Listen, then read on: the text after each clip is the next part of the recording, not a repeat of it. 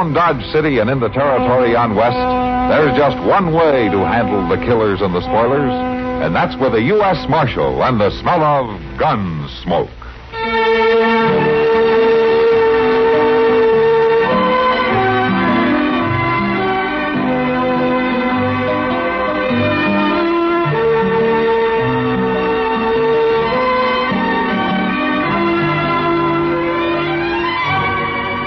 Gunsmoke, starring William Conrad, the story of the violence that moved west with young America, and the story of a man who moved with it.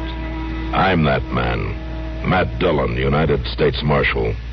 The first man they look for and the last they want to meet. It's a chancy job, and it makes a man watchful and a little lonely.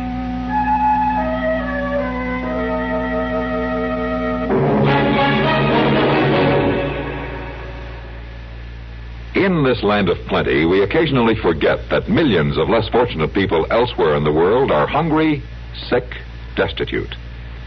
But the three great religious faiths of our country, Protestant, Catholic, and Jewish, haven't forgotten. They conduct annual campaigns to help the needy overseas. 80% of all volunteer aid is channeled through religious organizations here.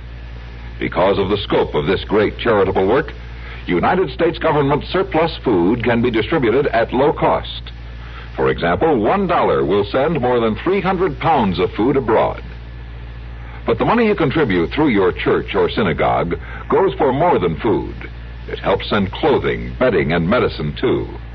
It goes toward the maintenance of hospitals and orphanages, to initiate and carry out self-help and resettlement projects. During this month of Thanksgiving, keep faith with those in need overseas. Give through your faith.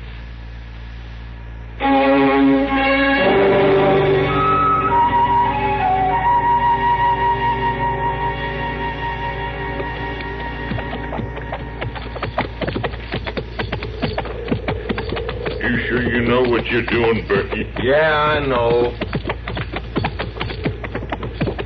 This here's good enough place. Oh.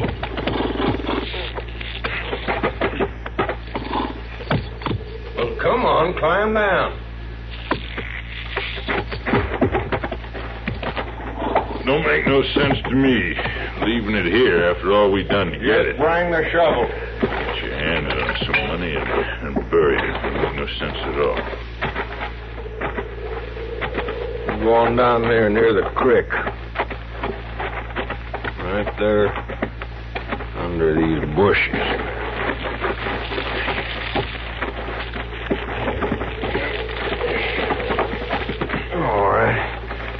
As good a place as any. All right. Start digging. Now listen, Berkey, you... Fred, now you start digging. All right. Ain't gonna do us no good to have the money if they come take it off of us, is it? Well, no. No, it sure ain't. When we start spending any of it before the fuss dies down, they're gonna be looking our way, sure. Well, I wouldn't spend much of it, Berkey, honest. Oh, you would. Just enough to keep yourself liquored up till it was run clean through. Why, that ain't no We're good. gonna lay low and dodge. And we're gonna act like we never seen more than 6 bits altogether. Until they forget about that hold-on. And then I'll make you a bargain, Crab. Oh, what's that? I'll come dig up that gold myself. Yes, sir, you won't even have to touch your shovel. Oh, I won't mind doing the digging then. All right, then get on with it now. I ain't hankering to spend another night in this prairie. I don't know why I'm going to do all the digging all together.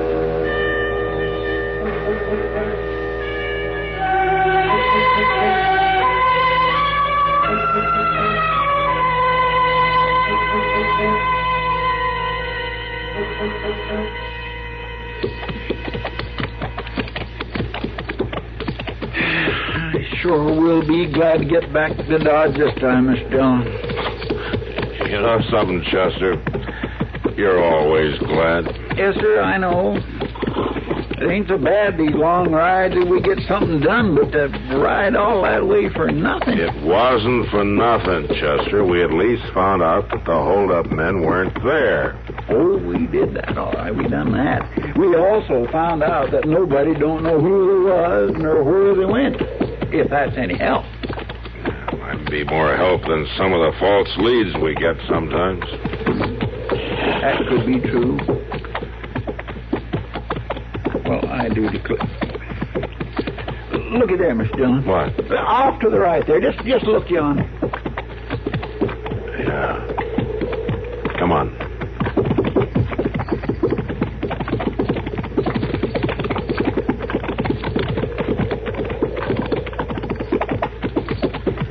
By jing, he don't look like no Indian. It doesn't look like he's got a horse.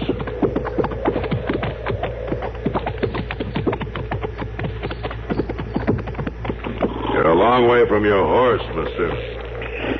Yes, sir, I am. Matter of fact, I let him escape.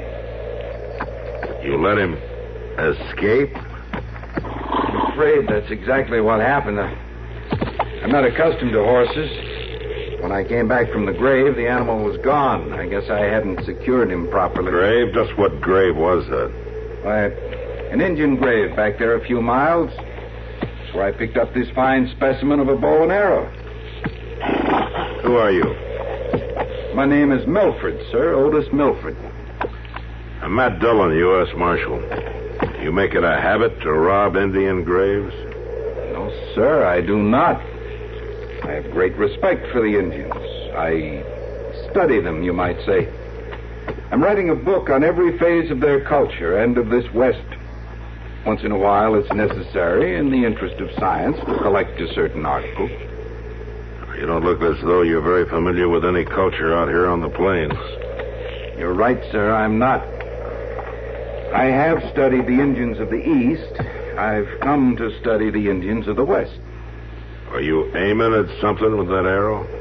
Well, yes, sir, I was. I wanted to test it, to compare the bow with the ones used by the eastern tribes. It compares very well. I'm sure the Pawnee will be glad to hear that. I was just on my way to pick up the quarry. You shot something? Yes, sir, a rabbit. It's just over here. You shot a rabbit? You're either a very good shot or mighty lucky. Well, I've studied to become expert. Where are you headed for now, Milford? I was heading for Dodge City before my horse ran off. Now, we're headed for Dodge. We'll give you a ride in if you want it. I'd be much obliged, sir. Very much obliged. Sure. You can ride up behind me, Mr. Dillon. All right, Chester, give him a hand. Thank you. Be careful of the bow, please. Yeah, Chester, be careful of the bow, please.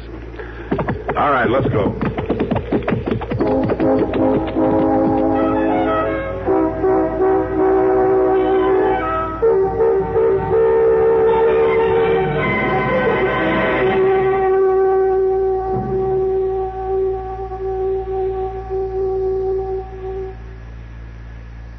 I hope supper's not spoiled, Jim. Sorry I'm late, but we're taking inventory.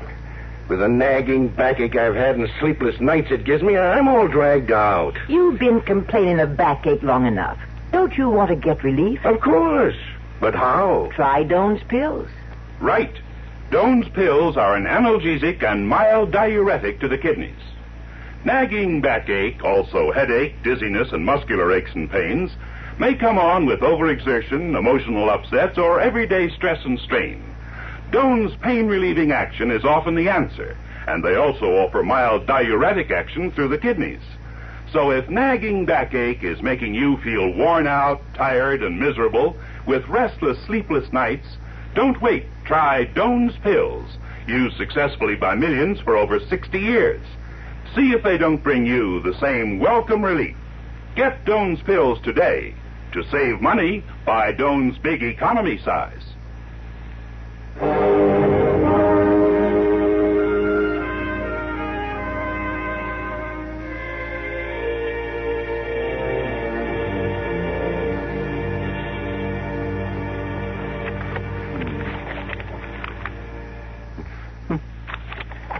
Very interesting.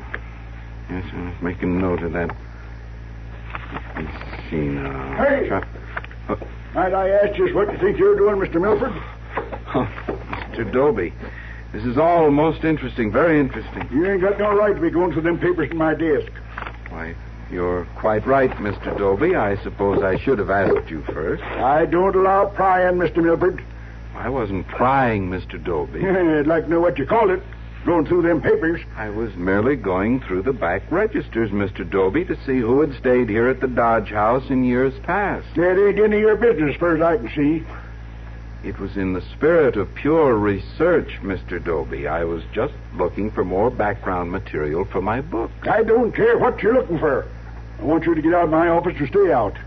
Certainly, sir, if you feel that way about it, but I don't... No buts about it. You just get out, and I'll see that you stay out.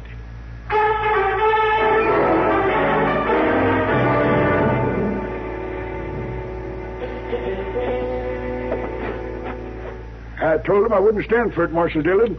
And I want you to see to it that it don't happen again. All right, Dobie. All right. Just calm down. Now, there wasn't anything missing, was there? Well, no, nothing was missing, but that's not the point. I just don't want him snooping around. Well, I don't think he'll bother you anymore, Dobie. He's not a crook. Well, I'd like to know what you call it. Milford was doing just what he said he was, looking up material for his book. He just neglected to ask your permission. Probably never occurred to him. Well, I ain't going to stand for it. All right. I'll talk to him. Well, that's the proper way to conduct your job, Marshal Dillon. Good day. Good day. Oh, Dr. Adams, I didn't see you coming. Yes, well, you better be more careful opening doors, Dobie. You might become a patient. Good day, Doctor. Yeah, good day. What's eating him? Come on in, Doc. Yeah, he's upset because our friend Milford started looking through the hotel records without Dobie's say-so. Oh, Milford. I tell you, Matt, that fellow's bound to get himself into some real trouble. Milford's harmless, Doc. Oh, sure, he may be harmless to other people, but he's not harmless to himself. Oh? What do you mean? He just doesn't belong out in this country. I treated him for his limp, like you said. And I swear, Matt, I never saw such a pair of raw feet in my life. Why, he must have walked for miles.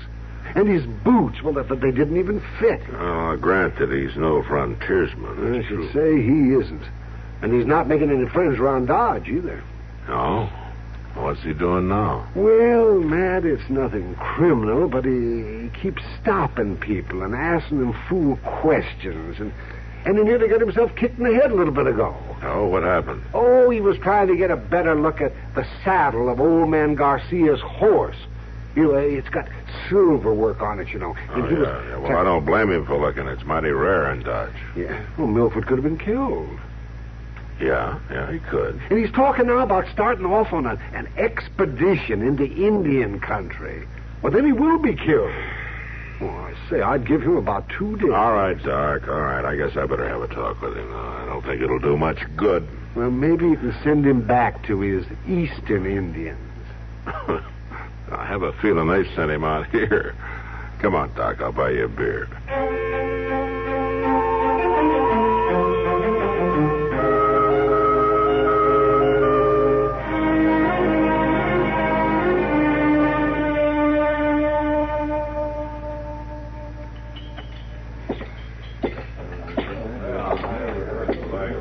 Well, I'm glad I didn't order, Matt. The food would have had to have been warmed up twice. I'm sorry I'm late, Kitty, but I've been looking for somebody. It's all right. Sit down. Oh, thanks, Kitty. I could stand some food, and I think... Kitty, maybe you better go ahead and order your dinner, huh? Huh? I'll be a little while yet. What is it now? That's who I've been looking for. You mean that little professor fellow? Yeah, that's the one. I want to talk to him before he gets into any more hot water. Before you eat? Yeah, I'm afraid so. All right, Marshal. Far be it for me to interfere with the processes of the law. Ah, Kitty. Go on, Matt. I can pay for my own dinner. Just remember you had your chance. I'll see you later. Sure, Matt. Sure.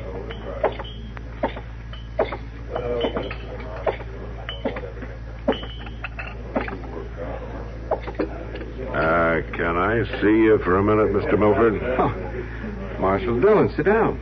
Sit right down. Oh, thank you. May I offer you something? Some coffee? No, thank you. No, thanks.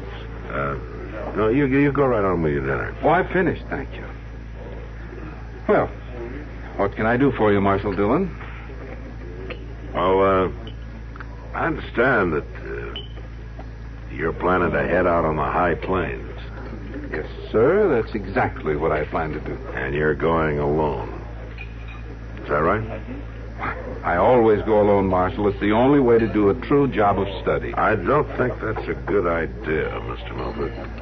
Well, I don't understand. I don't think it's safe for you to ride off out there alone. It's tough country. I'm not afraid, Marshal Dillon. Might be better if you were a little afraid. You weren't doing so well the last time when we found you. Oh, I'm not going to try to ride a horse this time, Marshal. You're not going on foot. Now, Doc says you're lucky to have any feet at all. I think your doctor is somewhat of an alarmist. But no, Marshal, this time I'm taking a wagon. I'm going to be properly equipped. Equipment isn't the whole answer, Mr. Milford. A man who doesn't know the prairie stands a good chance of not getting back. I'll know the prairies when I get back. I promise you that. Well, the Indians might not be too glad to see you either.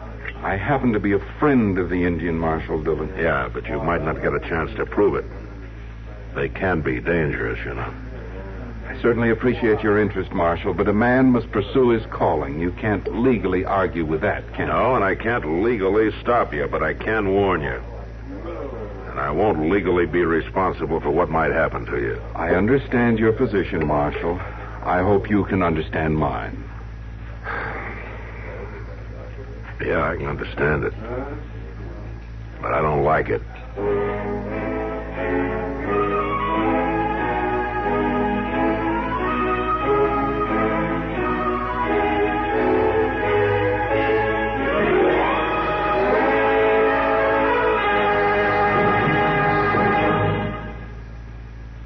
Hi, this is Dennis James. Say, remember way back when this melody was popular?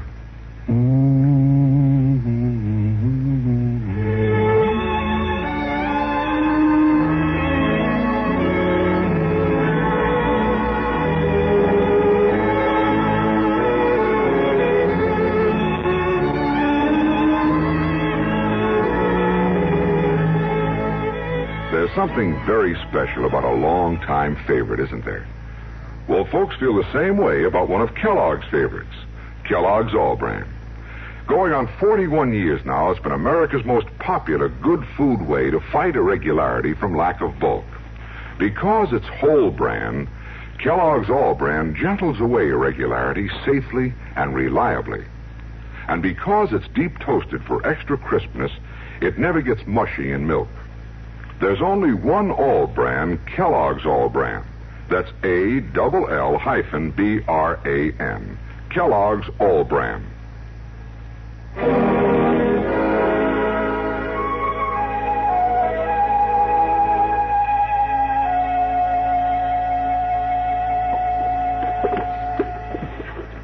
All right, Mr. Ross. If you say I need beans, beans it is.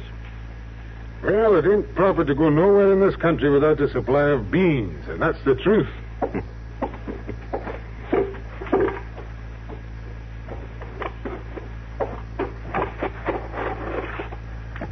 Now, what else will you be needing? I'll be with you in a minute, mister. All right. See, now, I have a blanket and a kettle and salt and... Oh, yes, I need a shovel. All right. Long-handled or short? Now, you might advise me about that, Mr. Ross. I want it for digging... Well, you might call it treasure. Yes, it might be treasure. Hey, I won't be much longer, mister. I can wait on you soon. Never mind. You must have been in a big hurry. Sure, I hate to lose a customer. Well, I have taken a lot of time. Well, you're buying a lot of goods. Let's see. Here's the shovel. That look all right to you? I should think that would do nicely, Mr. Ross. Now, if you'll just help me get these things in the wagon. Are you going to pay now or later? Oh, forgive me, I forgot. I'll pay now. How much does it come to, Mr. Ross? Now, let's see. It's $1.25 for the beans. It's $1.3.40 for the blanket, $2 for the shovel. I'll come to you. $7.65. $7.65. There you are. 5, 6, 7. Thank you. Oh, let me give you a hand down to the wagon with all this.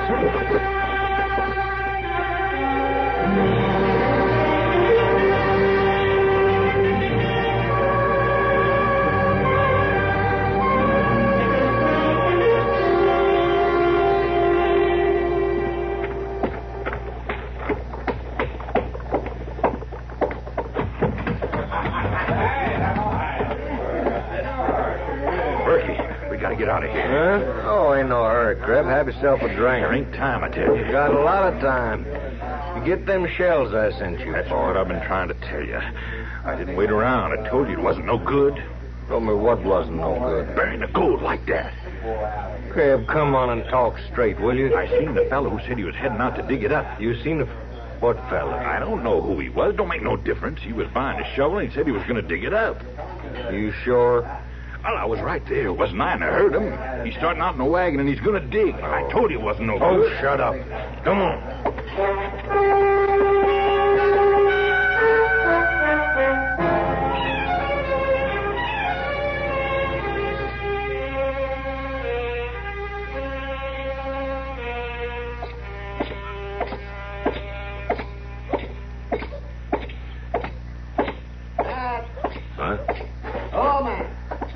Oh, hello, Doc. You got something on your mind? Oh, nothing that you're going to help me with, that's plain to see. No, what do you mean? Well, they tell me Milford started out west. Yeah, Doc, I'm afraid he did. I thought you were going to talk to him. I did talk to him. Didn't do any good. Obviously. What'd you want me to do, Doc? Lock him up? It might not have been a bad idea. Now, listen, Doc, I've had... Mr. Doane! All right, Chester, I hear you. Here I am. Hello, Doc. Excuse me for interrupting, but I got something to tell Mr. Dillon. Go ahead. Interrupt. Oh, what is it, Chester? Mr. Dillon, that fella has went and done it again. What fella? That Milford fella. Well, where is he now? That's just it, Mr. Dillon. They ain't hiding their hair of him. Hiding her hair of him where, Chester? Out there. Where his wagon turned All right, over. all right, Chester. Start from the beginning. Where is the wagon? Well, sir, Luke Myers was riding into town, see? And when he got about a mile or so from Crawdad Creek, he seen this wagon turn clean over on its side. Yeah? Oh, the team was in terrible shape. Thrashing around, carrying on, so he cut him loose. Well, how do you know it was Milford's wagon? Well, because Luke looked around there some, and he found one of them little notebooks Mr. Milford's always carrying around with him and writing in, and had his name on it. And no sign of Milford? Not a sign in the world. Oh, that doesn't look good, Matt. No, Doc, it doesn't. You better get the horses, Chester. We'll have to go out there and take a look around.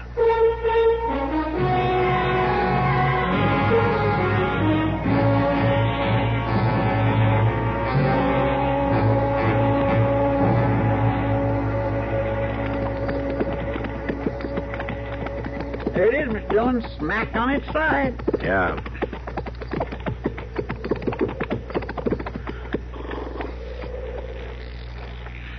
Sure ain't around here. No sign of a struggle either. You mean he wasn't carried off? No, it doesn't look like it. Looks like somebody carried some stuff off in the wagon, though, Mr. Dillon. Ain't much left. He may have taken it himself. Well, no, I Look don't... there. Look there, Chester. Look like fresh footprints, don't they, Mr. Dillon? Yeah. Let's see where they lead.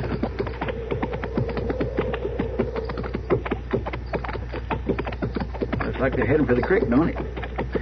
All right, we'll leave the horses here, Chester. Go down through the bushes. Yes, sir.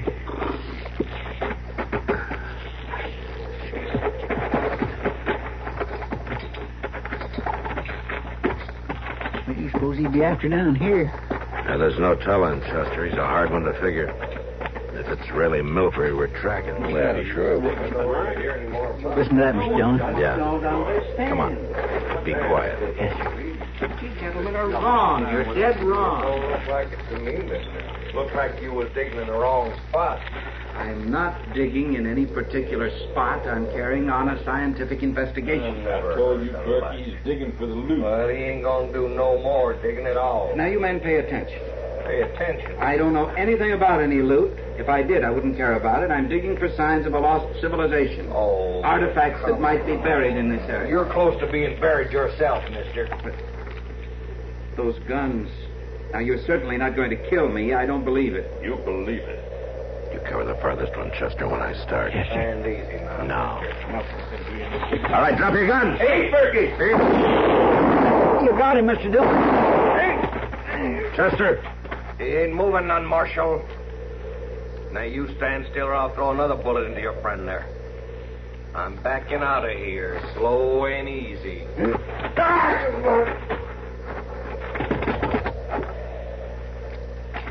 Nice shooting, Mr. Milford. I never aimed an arrow at a human being before.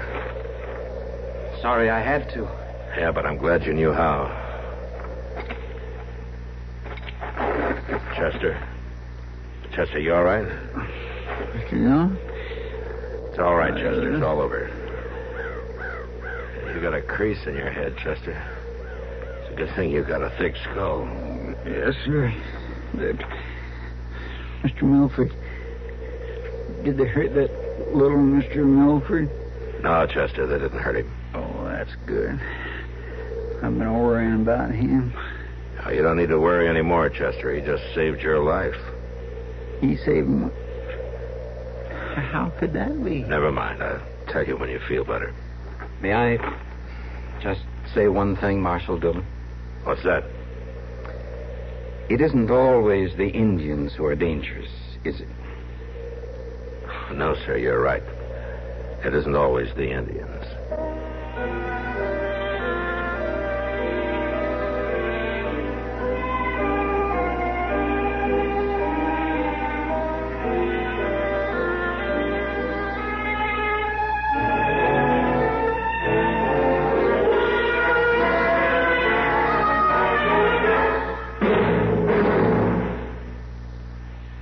Remember on past Thanksgiving days when your husband was all poised and set to carve the turkey?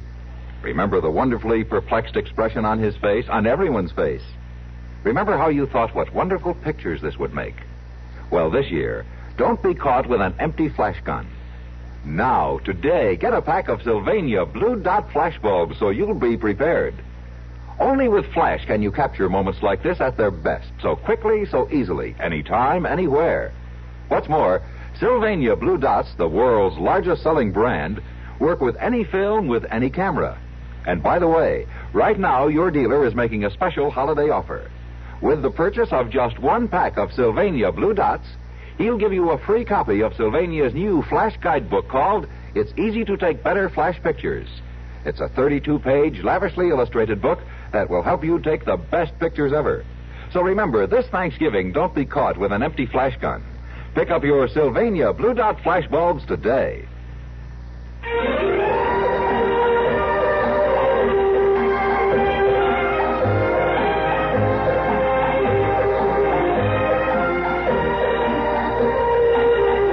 Gunsmoke. Produced and directed in Hollywood by Norman Macdonnell, stars William Conrad as Matt Dillon, U.S. Marshal. The story was specially written for Gunsmoke by Marion Clark, with editorial supervision by John Meston.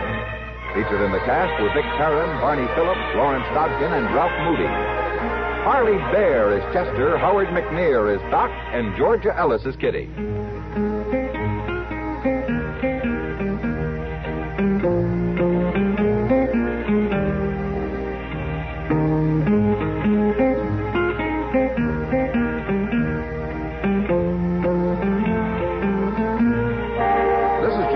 Inviting you to join us again next week when CBS Radio presents another story of the Western frontier. When Matt Dillon, Chester Proudfoot, Doc, and Kitty, together with all the other hard-living citizens of Dodge, will be with you once more. It's America growing west in the 1870s. It's Gunsmoke.